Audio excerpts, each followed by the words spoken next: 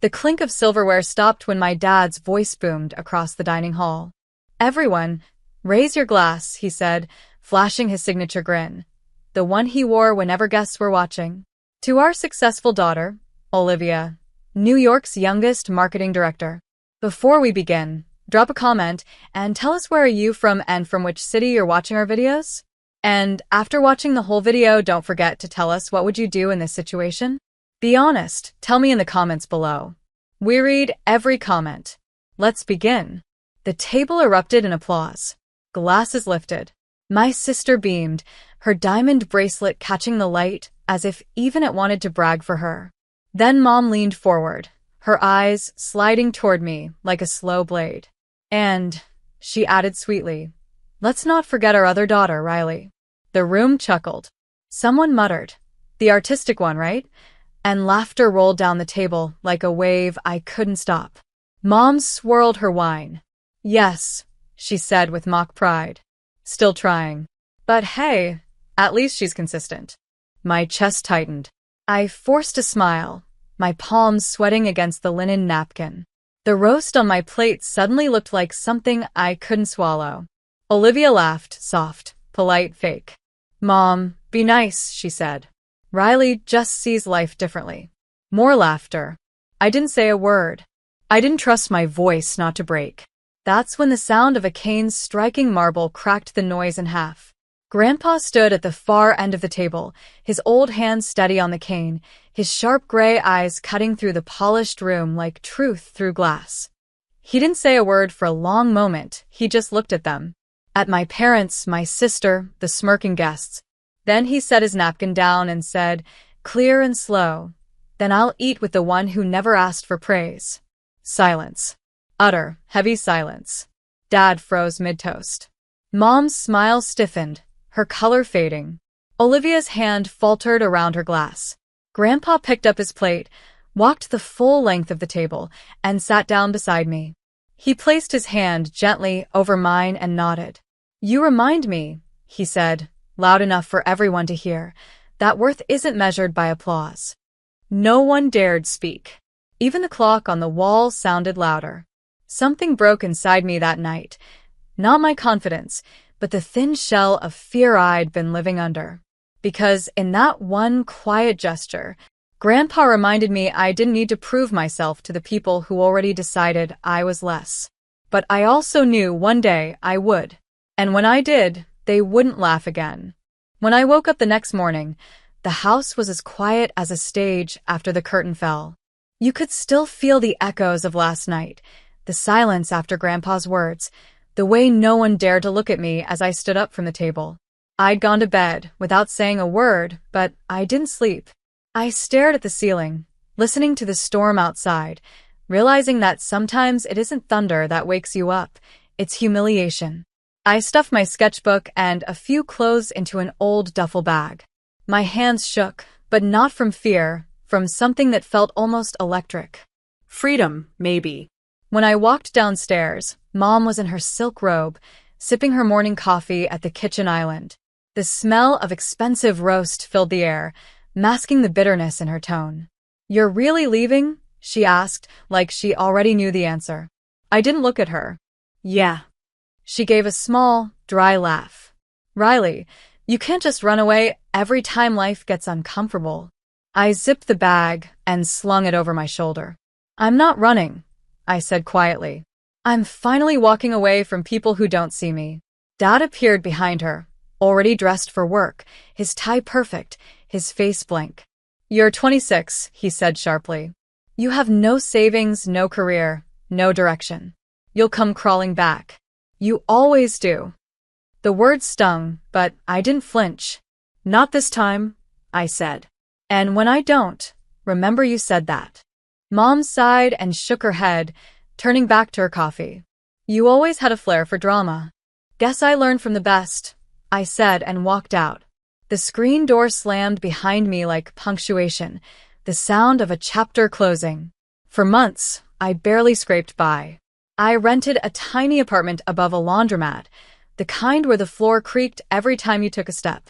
I worked part-time at a local design studio. Nothing glamorous, just small ad campaigns for small-town businesses. But it was mine. My ideas, my sketches, my late nights. There were nights I cried.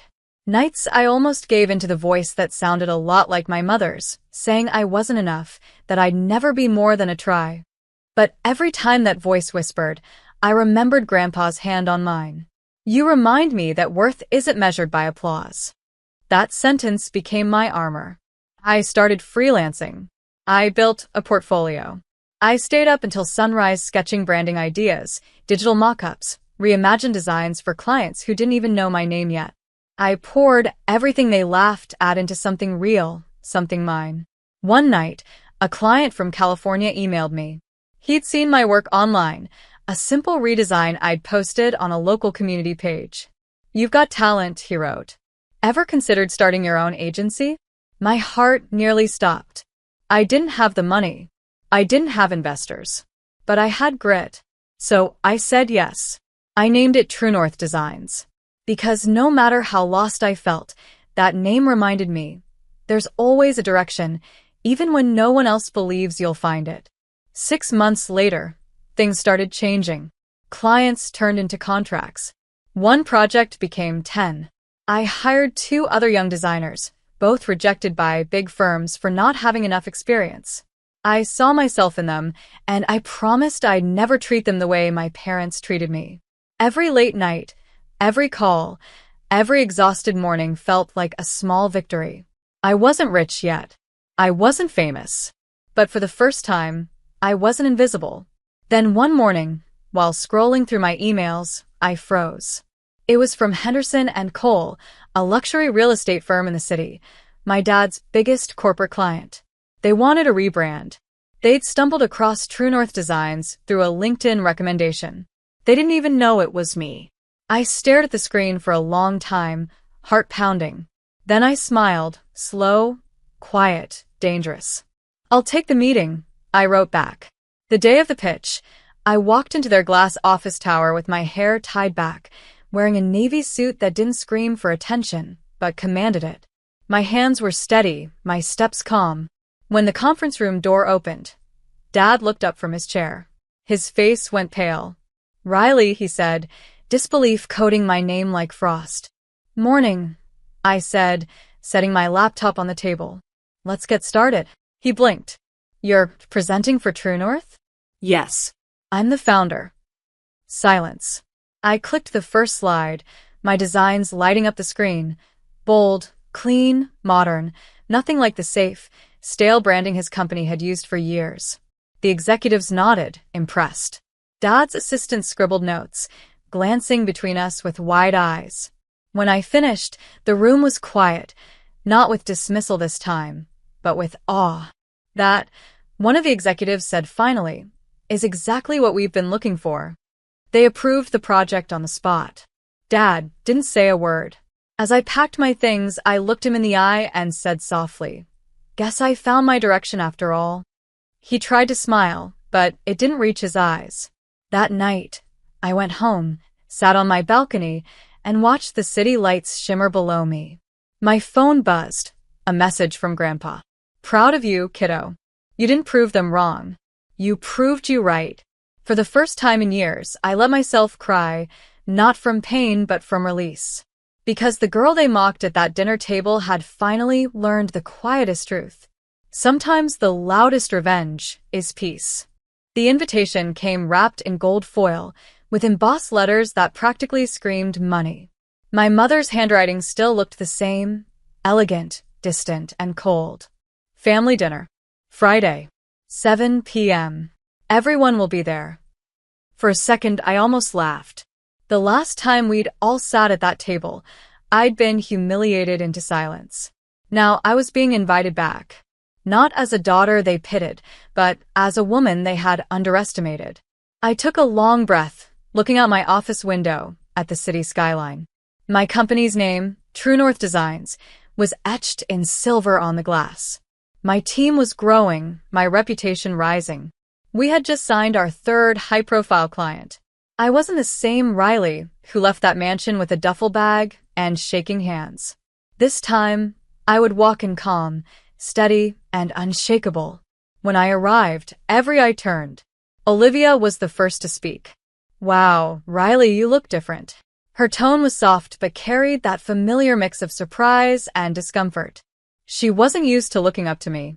Mom forced a smile that looked like it cost her effort. Riley, honey, so glad you made it. Dad stood, clearing his throat. You've been busy, I hear. Extremely, I said, setting my purse down. You'd be surprised how fast life changes when people stop laughing and start working. His jaw tightened. Olivia tried to shift the mood. So, tell us about your little design firm. What's it called again? True North Designs, I replied evenly. We just finished a major rebranding project for Henderson and Cole. Dad's fork froze midair. Mom blinked. That's your company's client? She asked, her voice trembling slightly. I corrected gently. The deal's done. They loved the work. Olivia's eyes widened. Wait, that's Dad's. Olivia, Dad interrupted quickly, his tone sharp. That's enough. But it was too late. The realization hung in the air. The firm they used to brag about, Dad's crown jewel, had unknowingly hired me, and I had delivered better results than he ever expected. The room went still. You could hear the faint hum of the chandelier above. Grandpa's slow clap broke the silence. Everyone turned. He was smiling, calm, proud, eyes glimmering with that same fire from before. I told you, he said softly. The one who never asked for praise would earn it anyway. Mom tried to recover, her voice trembling between shock and pride. Riley, sweetheart, why didn't you tell us? We could have celebrated. I looked straight at her. You don't celebrate what you don't believe in. Dad exhaled, leaning back, his pride bleeding through his silence. You've done well, he said finally. No, I said gently. I became well. It wasn't said with anger. It was said with peace. The kind that came from finally standing on solid ground. Grandpa chuckled under his breath. Well, he said, rising slowly to his feet. Looks like I'm sitting with the right one again. That dinner didn't end with laughter or cruelty. It ended with silence, the heavy kind that comes when truth finally has the last word. As I walked out that night, the moonlight caught the edge of the glass door, and I caught my reflection, calm, confident, untouchable. The girl who once sat quietly, trying not to cry, was gone. In her place stood a woman who had turned every insult into momentum. And, for the first time in my life, I didn't need their approval. I had my own.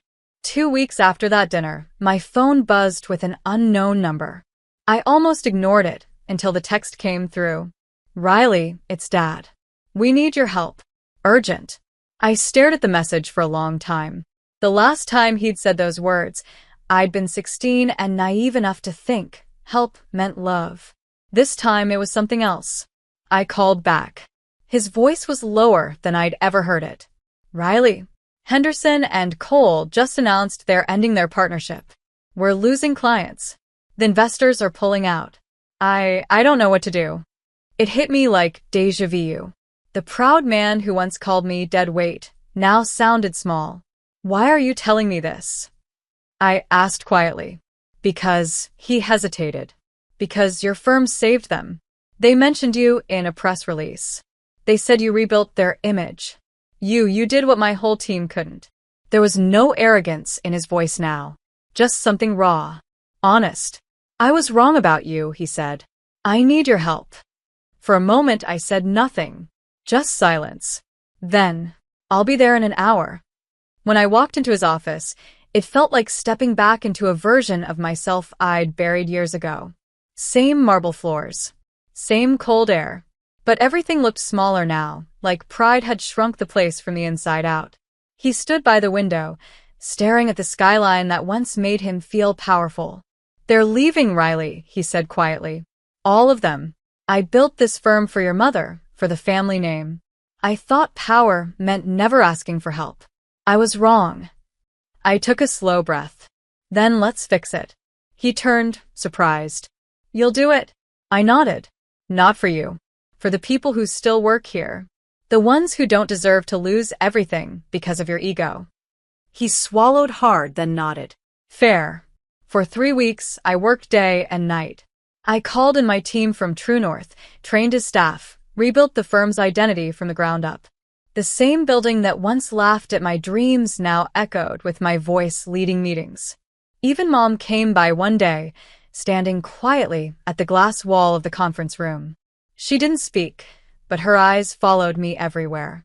I could tell she didn't know how to process what she was seeing.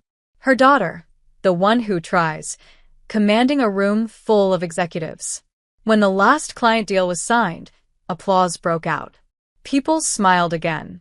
And for once, Dad didn't stand in the center of the room. He stood beside me. "Riley," he said, extending his hand. "You didn't just save this company. You saved us." I looked at his hand for a long moment before shaking it. "No, Dad," I said softly. "You just finally saw me. That night, Grandpa called. I heard what you did," he said, voice trembling with quiet pride. "I knew that fire in you would find its way." "Thank you," I whispered. "You are the only one who ever believed I could." He chuckled. "No, kiddo. "You believed. You just needed someone to remind you." A month later, they invited me to another family dinner. Only this time, it wasn't in the mansion's grand dining hall. It was at Grandpa's house, the warm, creaky old place that always smelled like cinnamon and comfort. When I walked in, Mom was already there, setting plates. Dad was quiet, calmer somehow. Olivia smiled, genuine this time. Grandpa looked up from his seat and grinned. The real success of this family finally arrived. "Grandpa," I started, embarrassed, but he raised his cane slightly. "No, let me say it," he said. "They toasted the wrong daughter once. Tonight, I want to raise a glass to the one who taught us what success actually means." Mom's eyes glistened. Dad's hand tightened around his glass. For the first time in my life, their pride didn't sound rehearsed. It sounded real.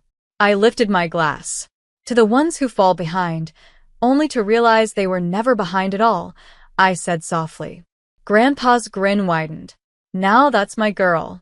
Later that night, when everyone had gone home, I sat with Grandpa on the porch. The moonlight hit his silver hair, and for a moment, he looked younger, like time itself respected him.